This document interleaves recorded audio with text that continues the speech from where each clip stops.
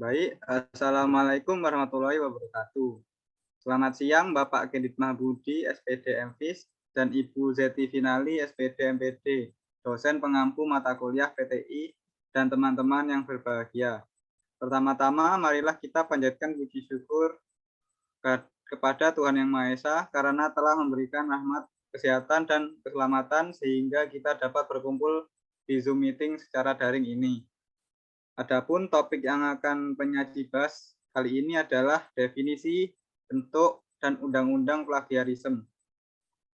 Perkenalkan, nama saya Zika M. Bazirillah yang akan bertugas sebagai moderator, dan Yasinta Ainun Hasri yang akan bertugas sebagai notulen pada hari ini.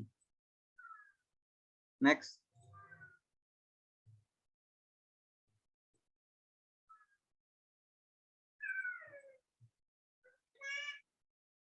Baik, rangkaian acara yang akan kita laksanakan hari ini adalah yang pertama sesi pembukaan, yang kedua sesi penyampaian dan penyajian materi, yang ketiga adalah sesi penutup.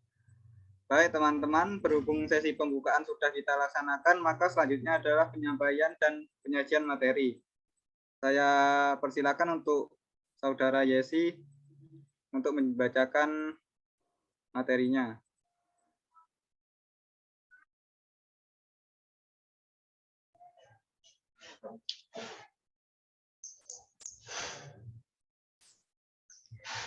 Baik, di sini saya akan membacakan definisi plagiarisme. Plagiat adalah sebuah tindakan seseorang mengambil kekayaan inteligensi milik orang lain dan mengakui hal tersebut sebagai miliknya. Pemikiran Joseph Gibaldi diambil dari MLA Handbook for Writers of Research paper tentang plagiarisme merujuk pada dua jenis tindakan kejahatan. Yang pertama adalah menggunakan ide, informasi atau pernyataan dari orang lain tanpa sepengetahuan yang membuat. Hal tersebut termasuk dalam pencurian intelektual. Yang kedua adalah menggunakan atau meneruskan ide, informasi atau pernyataan dari orang lain dan diakui seolah sebagai miliknya agar dapat nilai bagus atau mendapat keuntungan. Hal ini termasuk dalam tindakan penipuan. Dari definisi yang dijelaskan secara umum, maka bisa disimpulkan bahwa tindakan plagiarisme sebenarnya adalah melanggar hukum. Saya kembalikan kepada moderator. Untuk materi selanjutnya akan disampaikan oleh Mbak Vivi. Pada Vivi, saya persilahkan. Baik, terima kasih moderator. Di sini saya akan membahas tentang bentuk plagiarisme menurut Sulistyo 2011. Menurut Sulistyo 2011, ada beberapa tipe plagiarisme. Yang pertama adalah plagiarisme kata atau word for word plagiarisme. Pada tipe ini dimaksudkan jika penulis menggunakan kata-kata penulis lain atau sama persis tanpa menyebutkan sumbernya, atau disebut juga dengan istilah slavish copy. Slavish copy adalah mengutip karya orang lain secara kata demi kata tanpa menyebut sumbernya. Yang kedua adalah plagiarisme sumber atau plagiarisme of source. Dalam buku tanpa plagiarisme tidak boleh ada unsur plagiarisme. Karena jenis ini sering membuat kesalahan fatal karena tidak menyebutkan secara lengkap referensi yang disebutkan dalam kutipan. Selanjutnya adalah plagiarisme kepengarangan atau plagiarisme of authorship. Dalam buku bebas plagiarisme, penulis harus menghindari plagiat kepengarangan, karena hal ini akan merugikan penulis asli. Tindakan plagiat kepengarangan terjadi karena kesadaran dan motif yang disengaja untuk membohongi publik. Selanjutnya adalah self-plagiarisme, yang termasuk dalam tipe ini jika penulis mempublikasikan atau menerbitkan satu artikel pada lebih dari satu redaksi publikasi dan mendaur ulang karya tulis atau karya ilmiah. Hal penting dalam self-plagiarisme adalah ketika mengambil karya sendiri, maka harus ada perubahan signifikan pada karya baru yang dihasilkan. Selanjutnya adalah plagiat ide atau plagiarisme of ideas. Plagiarisme semacam ini lebih sulit dibuktikan karena ide atau gagasan seringkali bersifat abstrak dan mungkin memiliki kesamaan ide atau dengan orang lain. Ada kemungkinan bahwa biasanya dua pencipta yang berbeda memiliki dua ide yang sama. Selanjutnya adalah bentuk-bentuk plagiarisme berdasarkan jenis plagiarisme. Nah, yang A ini, jenis plagiat berdasarkan aspek yang dicuri, itu sama seperti menurut Sulistyo 2011. Selanjutnya saya kembalikan ke moderator. Baik, materi selanjutnya akan disampaikan oleh saya sendiri. Sekarang jenis yang B, plagiat berdasarkan kesengajaan. Yang pertama adalah plagiat sengaja. Plagiat yang sengaja tidak seharusnya ada di buku bebas plagiarisme, karena tipe ini dilakukan oleh penulis secara sadar dengan menggunakan, meminjam, menjiplak kartu orang lain, baik berupa pikiran, ide, kalimat, maupun teori tanpa mencantumkan referensi sumber.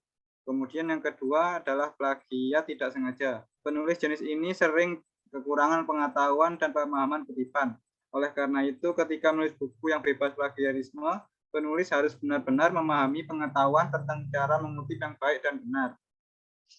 Baiklah, terima kasih moderator. Saya akan menjelaskan tentang yang ketiga, yaitu jenis plagiat berdasarkan proporsi yang dibaca. Yang pertama yaitu plagiat ringan. Plagiat ringan adalah karya tulis atau buku yang dibuat oleh seseorang dengan tingkat plagiasinya kurang dari 30%. Yang kedua yaitu plagiat sedang. Plagiat sedang biasanya memiliki persentase 30-70% plagiasi dari buku atau karya yang dia hasilkan. Yang ketiga yaitu plagiat total.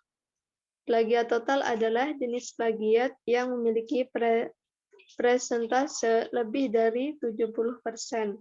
Perilaku seperti itu tidak akan ditoleransi dan karya harus direvisi atau bahkan ditolak.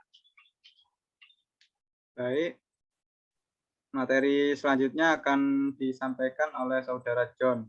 Pada Saudara John, saya persilahkan. Oke, baik. Terima kasih. Saya akan melanjutkan. D. Jenis plagiat berdasarkan penyajian, yaitu A. Plagiat verbatim. Plagiat verbatim adalah tindakan plagiat dengan menjiplak karya orang lain tanpa memberikan kesan bahwa karya tersebut adalah hasil ciptaannya sendiri. B. Plagiarisme kain perca. Plagiarisme kain perca atau yang dikenal dengan patchwork adalah tindakan plagiasi yang mengambil karya orang lain dari berbagai sumber tanpa menyebutkan referensi atau sumber dan menggabungkannya menjadi satu kesatuan yang utuh sehingga tanpa seperti sebut karya baru. C. Plagiarisme parafrasa. Tindakan ini merupakan tindakan plagiarisme dengan mengubah kalimat dari penulis asli dengan kalimatnya sendiri, namun tidak mencantumkan referensi atau kutipan. D. Plagiarisme kata kunci atau kata frasa. Plagiarisme jenis ini biasanya mengambil struktur gagasan orang lain yang dituangkan kembali agar melihat berbeda. Baik, materi selanjutnya akan disampaikan oleh Saudara Yuan. Kepada Saudara Yuan, saya persilahkan. Jenis plagiat berdasarkan pola. Yang pertama, plagiarisme total. Plagiarisme total adalah hal yang tidak boleh ada di buku bebas plagiarisme karena ini adalah tindakan penulisan dengan sengaja menyalin atau mencuri karya orang lain yang mengeklaimnya sebagai yang B. Plagiarisme komersial. Bebas plagiarisme harus menghindari plagiasi parsial yang akan beberapa karya orang lain dan menjadikan miliknya sendiri. Plagiarisme jenis ini umumnya melibatkan mengambil pernyataan pada teori sampel diskusi bahkan kesimpulan tertentu dari karya orang yang menjadikan karya baru tanpa motivasinya. Autoplagiasi atau self-plagiarisme. Plagiasi ini juga tidak berdasarkan pada buku bebas plagiarisme karena penulis akan melakukan plagiasi terhadap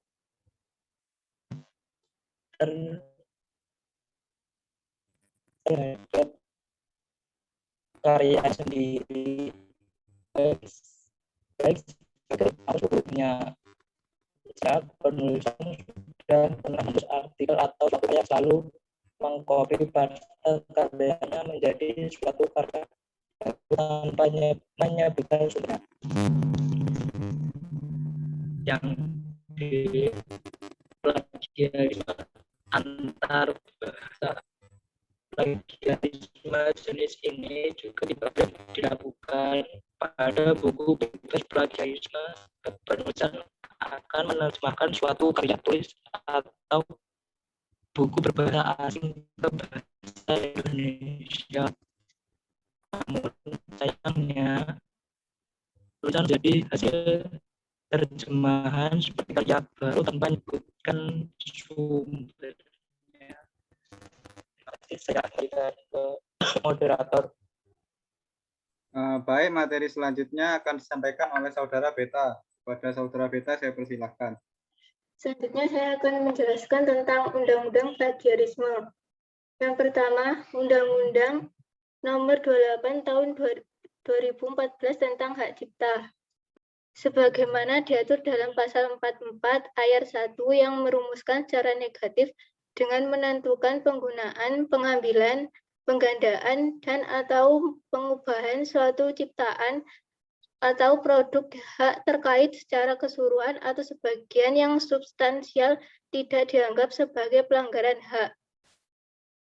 Jika sumbernya disebutkan atau dicantumkan secara lengkap untuk keperluan pendidikan, penelitian, penulisan karya ilmiah, penyusunan laporan, penulisan kritik, atau tinjauan suatu masalah, dengan merugikan kepentingan yang wajar dari pencipta atau pemegang hak cipta. Selanjutnya, Undang-Undang Nomor 20 Tahun 2003 tentang Sistem Pendidikan Nasional. Yulianti mengemukakan bahwa Undang-Undang Pendidikan Nasional tidak menyebutkan secara eksplisit tentang konsep tindakan plagiarisme.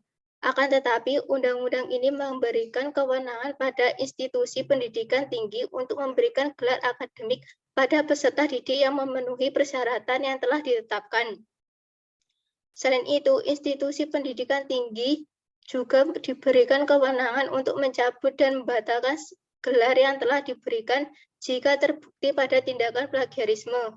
Selanjutnya yaitu ada Undang-Undang Nomor 12 Tahun 2012.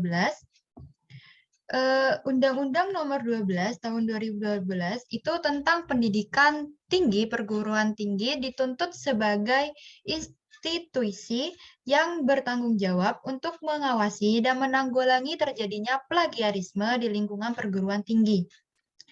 Lalu selanjutnya, Peraturan Menteri Pendidikan Nasional Republik Indonesia Nomor 17 Tahun 2010 tentang pencegahan dan penanggulangan plagiat di perguruan tinggi. Baik, demikian tadi presentasi dari kelompok kami. Saya sebagai moderator mohon maaf atas kekurangannya dan terima kasih untuk perhatiannya. Wassalamualaikum warahmatullahi wabarakatuh.